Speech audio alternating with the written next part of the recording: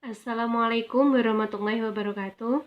Perkenalkan, nama saya Vika Firmaningsih. Saya di sini akan menjelaskan mengenai replikasi virus yang sebelumnya pasti kalian sudah mempelajari mengenai struktur ataupun ciri-ciri dan sejarah virus.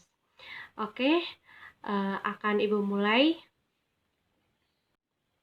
Nah, pada kesempatan kali ini, kalian diharapkan untuk memenuhi tujuan dari pembelajaran hari ini, yaitu yang pertama, kalian harus memahami cara hidup dan perkembangan virus. Kemudian, kalian harus memahami tentang klasifikasi virus itu apa saja. Dan bisa mengelompokkan virus berdasarkan apa saja. Seperti itu ya, anak-anak. Baik, selanjutnya selanjutnya ini.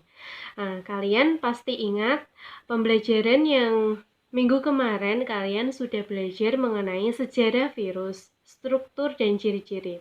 Nah, kalian ingat kembali sejarah. Nah, pada sejarah penemuan virus itu, pada saat Adolf Meyer itu menemukan bahwa ternyata pada tanaman tembakau itu ada bintik-bintik kuning. Itu apa sih? Ternyata itu telah dilakukan percobaan, dianalisis. Beliau mengira bahwa itu adalah bakteri. Nah, dia itu melakukan percobaan dengan menyemprotkan getah yang diekstraksi dari tanaman tembakau itu ke tanaman yang sehat. Jadi ekstraksi itu dari tanaman yang sakit, yang terkena bintik-bintik kuning tadi, yang terkena penyakit itu kemudian disemprotkan ke tanaman yang sehat. Nah, hasilnya apa? Tanaman yang sehat ikut sakit. Nah, Adolf Meyer ini menyimpulkan bahwa penyakit pada tanaman disebabkan karena bakteri yang berukuran kecil. Seperti itu. Karena apa? Adolf Meyer itu mengamati bahwa dengan mikroskop itu tidak menemukan adanya bakteri. Jadi dia menyimpulkan itu bakterinya itu lebih kecil, berukuran kecil. Tapi kemudian oleh Dmitri Ivanovsky itu menemukan melakukan percobaan terlebih dahulu. Melakukan percobaan itu dengan tanaman tembakau itu yang terkena penyakit mosaik tadi, yang bintik-bintik kuning, itu disaring terlebih dahulu, diekstrakan, kemudian disaring dengan saringan yang memiliki pori-pori kecil, yang itu ya, lubangnya itu sangat kecil-kecil. Jadi kalaupun ada bakteri itu akan tersaring. Nah, tujuannya seperti itu. Namun alhasil Dimitri ini menghasilkan dari percobaan itu, ternyata bakteri ini penyebab penyakit yang tadi itu sangat kecil. Jadi masih tidak tersaring dengan pori-pori yang sangat kecil, saringan itu enggak tersaring. Jadi Dimitri ini menyimpulkan bahwa bakteri mengeluarkan toksin yang dapat menembus saringan. Nah, walaupun udah disaring, tapi setelah udah disaring kan, terus disemprotkan, ekstraknya itu disemprotkan ke tanaman yang sehat, tapi ternyata tanaman yang sehat ikut sakit. Jadi seperti itu ya. Ibu menekankan sekali lagi bahwa sejarah penemuan virus itu udah banyak para ilmuwan yang menemukan A, B, C, D, dan kemudian pada penemuan selanjutnya ada beberapa, ada Edward Jones, ada Ledrow, ada Wendell, ada Reed, dan kemudian ada Todd and the Hare. Nah, ini Todd ini berhasil menemukan bahwa bakteri ini ternyata juga terserang apa sih terserang apa? Ternyata dilakukan pengamatan, ternyata bakteri ini terserang virus.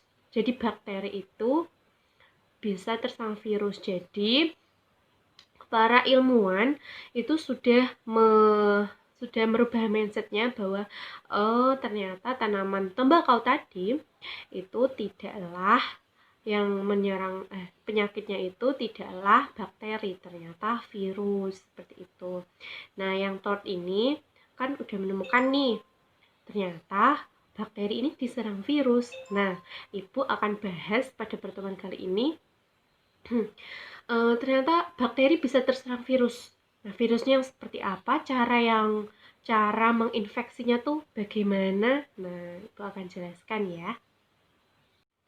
Oke, sebelum itu coba perhatikan. Apakah dengan melakukan protokol kesehatan virus tidak dapat bereplikasi? Nah, bagaimana ya kira-kira kenapa kok kita dianjurkan mematuhi protokol kesehatan? Apakah dengan kita melakukan protokol kesehatan kita virus itu tidak dapat bereplikasi, tidak dapat bereproduksi? Nah, sebagai contoh ya, melakukan social distancing, memakai masker, tetap di rumah saja, cuci tangan dengan benar, dan lain sebagainya itu, apakah dapat mencegah virus dapat bereplikasi? Nah, coba kita renungkan sejenak, apakah bisa? Nah, kita akan pelajari lebih lanjut ya. Oke, sebelum itu kalian pasti ingat ciri-ciri virus. Ciri-ciri virus yaitu yang paling harus kalian ingat, yaitu virus itu bisa dikatakan benda mati karena dia dapat dikristalkan. Dan virus ini bisa dikatakan makhluk hidup karena dia dapat bereproduksi atau bereplikasi. Nah, kalian harus ingat itu. Kemudian, gimana sih Bu ciri cara hidup virus? Nah, cara hidup virus itu bagaimana? Yang pertama, dia itu hidup sebagai parasit intraseluler obligat. Jadi virus itu hanya dapat hidup di sel inang yang masih hidup. Jadi misalkan nih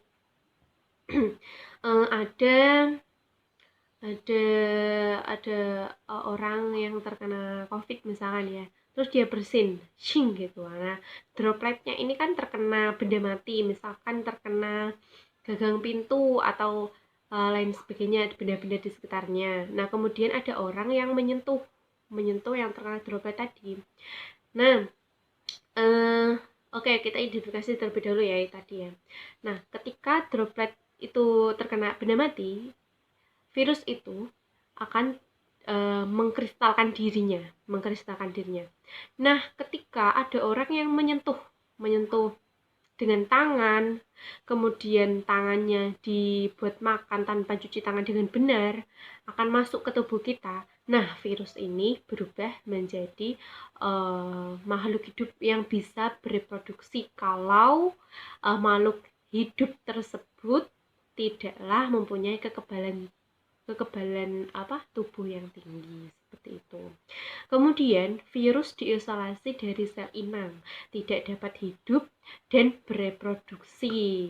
Nah, tidak dapat hidup dan bereproduksi ini maksudnya virus diisolasi dari sel inang. Virus ini dapat bereproduksi. Oke, Ibu lanjutkan ya. Jadi virus diisolasi dari sel inang. Kemudian virus mengidentifikasi sel inang. Nah, dengan cara menggunakan kesesuaian locate. Jadi menemukan pasangan kayak kunci gitu. Nah, jenis sel inang ini dapat ditumpangi virus. Nah, jenis ini disebut sebagai kisaran inang. Kemudian penularan virus secara langsung yaitu melalui udara, melalui air, kemudian melalui lendir, darah. Nah, seperti itu ya. Nah, kemudian adapun penularan secara tidak langsung yaitu dengan bantuan perantara, yaitu misalnya nih virus dengue. Nah, flavivirus ini melalui perantara berupa nyamuk. Nah, nyamuk apa sih, Bu? Nah, nyamuk ini berupa Aedes aegypti. Nah, seperti itu ya. Pasti kalian sudah sering dengar nyamuk tersebut. Next. Nah, replikasi virus ini ada 2. Nah, yang pertama itu ada litik, kemudian ada lisogenik. Nah, perbedaannya hanya sedikit sih, nanti Ibu jelaskan ya. Kemudian untuk siklus litik sendiri ini bisa kalian lihat, yaitu virus litik ini diawali, yang pertama tuh Ibu ceritakan ya. Jadi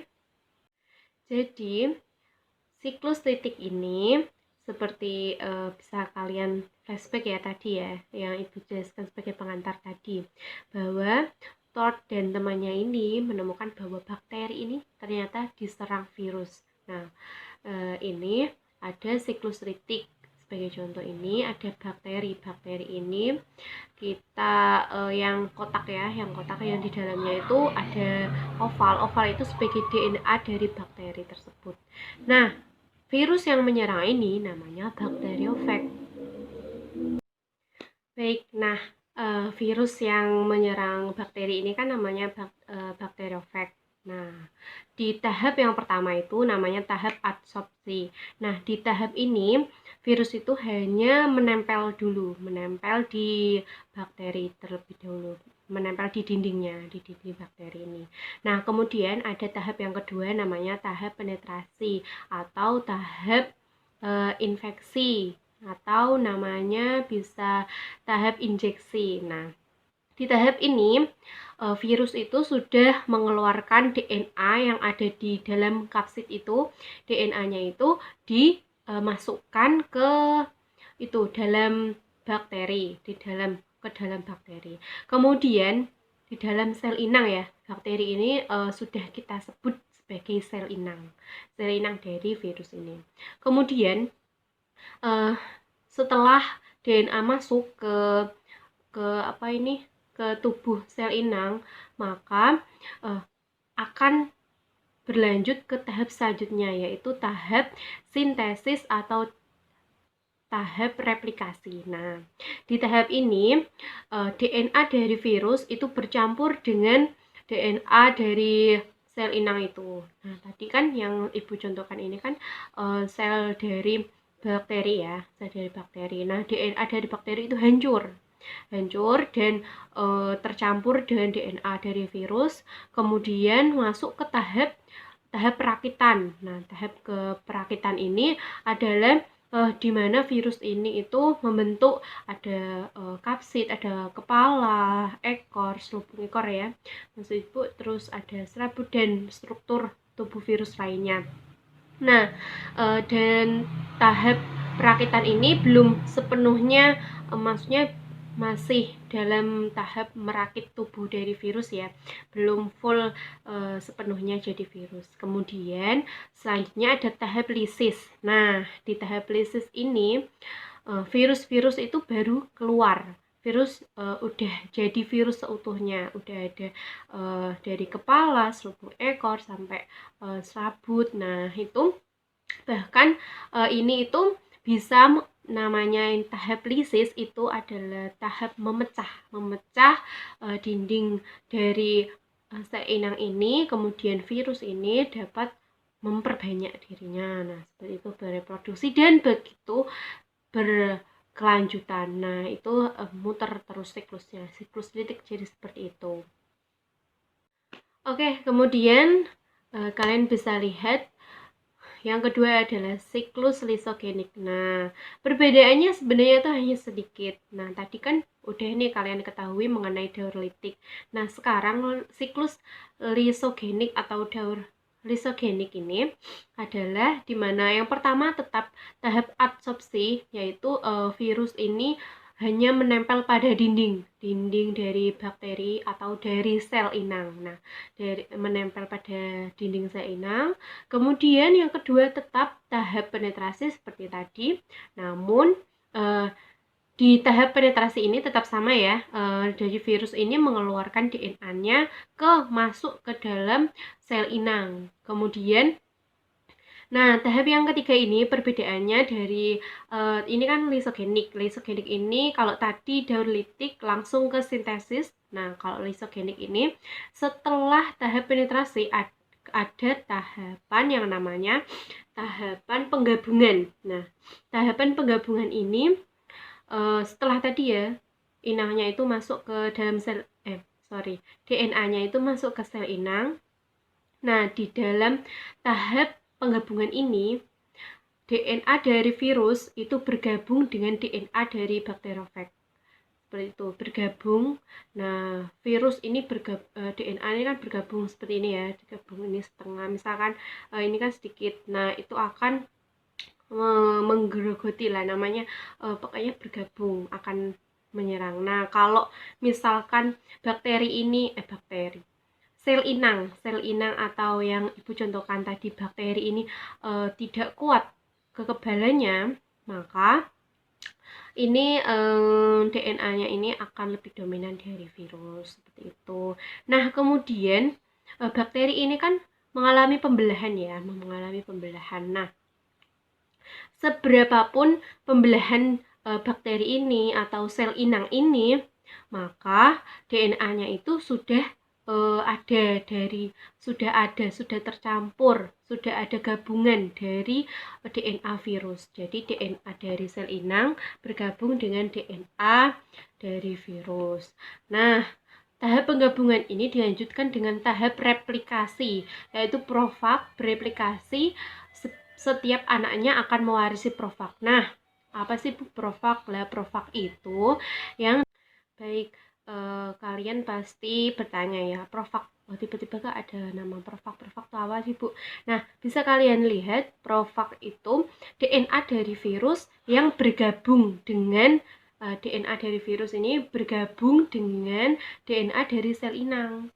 Jadi DNA yang bergabung ini dinamakan kayak seperti penyusup ya. Nah, ini tuh dinamakan profag. Nah, kemudian lanjut ke tahap replikasi tadi. Jadi profag ini bereplikasi dan setiap anaknya akan mewarisi profag. Nah, bakteri kan membelah diri, memperbanyak diri. Nah, setiap memperbanyak diri itu sudah ada maksudnya sudah ada profagnya. Jadi sudah terkena ada virusnya seperti itu. Kemudian lanjut begitu setelah tahap penggabungan, tahap replikasi, kemudian lanjut ke tahap sintesis atau replikasi dan lanjut seperti daur litik yang lainnya, yaitu setelah tahap penggabungan, tahap replikasi, kemudian lanjut ke tahap sintesis, tahap perakitan, dan tahap lisis atau tahap pemecahan dinding sel atau dinding sel inang. Begitu teman-teman, adik-adik semuanya bisa dipahami. Baik, Ibu akan menegaskan sekali lagi bahwa tahapan dari siklus litik ini yang pertama ada adsorpsi, yaitu virion menempel pada reseptor spesifik sel inang dengan menggunakan bagian serabut ekornya. Nah, virion ini adalah virus yang mestinya menempel pada reseptor spesifik. Nah, reseptor spesifik ini yang Ibu maksud seperti tadi sel inang yaitu bakteri. Nah, Ibu contohkan tadi kan kalau virus bakteriophage itu kan menyerangnya bakteri, nah, seperti itu. Kemudian tahap selanjutnya ada injeksi atau infeksi atau penetrasi, itu sama istilahnya tuh sama. Nah ini tuh menginjeksikan materi genetiknya, yaitu DNA tadi. Misalkan virus kan ada yang materi genetiknya ada DNA atau RNA. Nah ke salah satu ini diinfeksi atau diinjeksikan kepada sel inangnya. Kemudian selanjutnya itu ada sintesis dan replikasi. Nah, di sintesis ini DNA virus atau materi genetik tadi itu menghidrolisis dan mengendalikan materi genetik sel inang. Nah, ini DNA virus ini sudah mulai menyerang dari sel inangnya ini. seperti itu. Kemudian tahap selanjutnya yaitu perakitan. Nah, di dalam perakitan ini Ibu tegaskan sekali lagi bahwa di sini itu virus itu mulai membentuk struktur tubuhnya, tapi baru proses pembentukannya, belum full ya, belum jadi. Kemudian selanjutnya yaitu tahap lisis. Nah, di dalam tahap lisis ini terdapat enzim yang merusak dinding sel inang. Jadi untuk keluar dari virus untuk keluar dari sel inangnya ini, itu virus merusak dinding sel dari sel inang. Kemudian akan terjadi osmosis sehingga sel inang ini membesar dan pecah. Ya, seperti itu. Oke, selanjutnya Ibu tegaskan sekali lagi yang kedua yaitu siklus lisogenik. Nah, di tahapan ini bisa kalian baca pada PPT bahwa adsorpsi ini adalah seperti tadi ya, virion. Yang membedakan di siklus lisogenik ini hanya setelah adsorpsi, infeksi, yaitu adanya penggabungan. Kemudian ada udah penggabungan itu termasuk di dalamnya itu ada replikasi dan sebagainya. Nah, kalian baca di penggabungan ini yang membedakan antara litik dan lisogenik ini, penggabungan itu tadi kan kalau litik setelah dimasukkan DNA atau materi genetik dari virus ke dalam sel inang langsung bercampur dengan DNA dari sel inang. Nah, kalau dalam siklus lisogenik ini kalau di adanya penggabungan ini dari DNA virus ini bergabung. Jadi DNA dari sel inang itu tidak langsung pecah atau tidak langsung hancur ya, tidak langsung berantakan hancur gitu.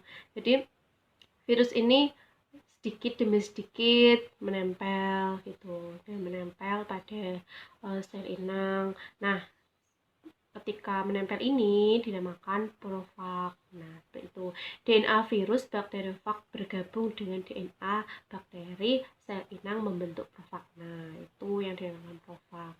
Kemudian langkah selanjutnya itu sama. Nah, ini Ibu ada ringkasan. Jadi untuk kalian mudah mengingat dalam apa sih Bu tahapan dari siklus litik maupun lisogenik, perlu kalian perhatikan bahwa ada singkatannya. Nah, siklus litik adisiplit. Nah, kalau AD-nya itu adalah adsorpsi, kemudian I-nya itu infeksi, kemudian C-nya itu sintesis, dan yang PE itu perakitan. Kemudian ada lit ya.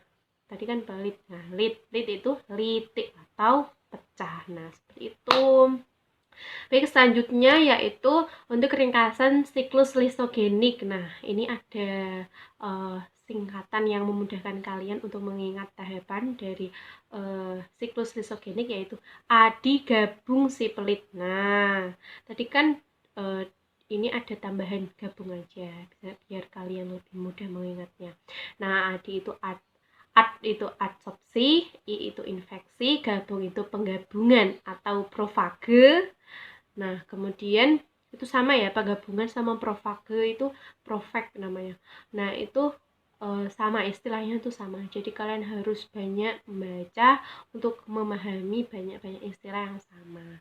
Kemudian nanti kan gabung itu penggabungan. Nah, C itu sintesis dan P itu perakitan, dan lit adalah litik atau pecahnya dari sel inang, memecahkan dinding sel inang. Oke, baik. Kemudian ada klasifikasi. Nah, di klasifikasi virus ini memiliki famili yang akhirannya tuh rata-rata diimbui dengan kata ide ya, tulisannya idea gitu, ide ya. Contohnya pada virus Ebola itu bisa kalian lihat namanya itu filoviridae. Kemudian virus flu burung namanya itu orthomyxoviridae. Kemudian untuk virus coronaviridae itu familinya. Kemudian untuk genusnya nama atau akhiran nama plus akhiran virus. Sebagai contoh ya, itu pada virus Ebola itu filovirus seperti itu. Kemudian untuk penyebab polio, nah itu enterovirus. Nah, untuk spesiesnya itu nama dalam bahasa Inggris plus virus. Nah, seperti contoh Ebola virus, polio virus, kemudian untuk coronavirus itu. Next.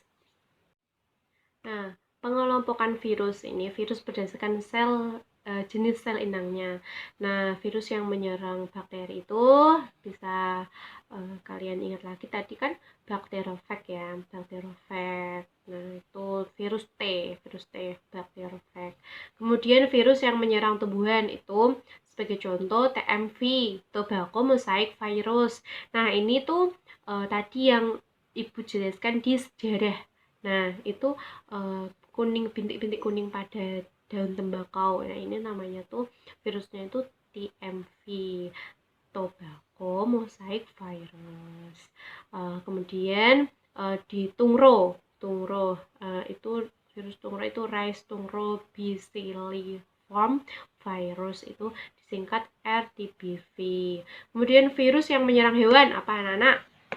Yaitu Ebola virus atau rabies Lisa virus. Nah, nggak tahu ya maksudnya itu Ebola virus dan rabies Lisa virus. Nah, ini tuh virus rabies pada hewan. Kemudian virus yang menyerang manusia itu banyak ya, pasti kalian ketahui. Ada influenza, ada coronavirus, ada paramyxovirus A, ada rhinovirus, ada myxovirus.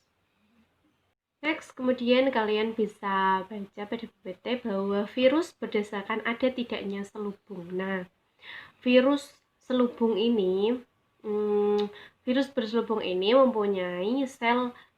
mempunyai selubung dari lipoprotein atau glikoprotein. Contohnya itu herpes virus, oxyvirus, seperti itu.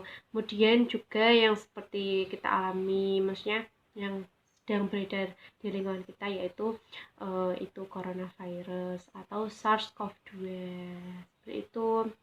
Nah, itu tuh memiliki selubung. Nah, virus berselubung. Nah, itu bisa kalian lihat pada PPT Ibu yang sebelumnya di ciri sejarah dan ciri virus itu ada struktur dari SARS-CoV-2, yaitu dari coronavirus ini. Kemudian virus telanjang, jadi dia tuh tidak mempunyai selubung atau yang melapisi dari nukleokapsidnya, itu tidak mempunyai, kayak misalnya nggak punya, jadi telanjang itu misalnya nggak punya selubung gitu. Kemudian contohnya itu ada picornavirus, papovirus, adenovirus, dan reovirus.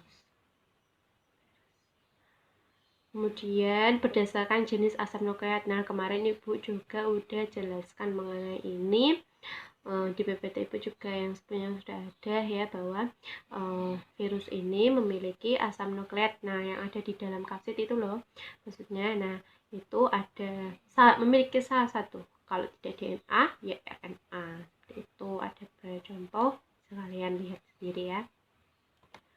Nah, kita menjawab pertanyaan Ibu yang tadi.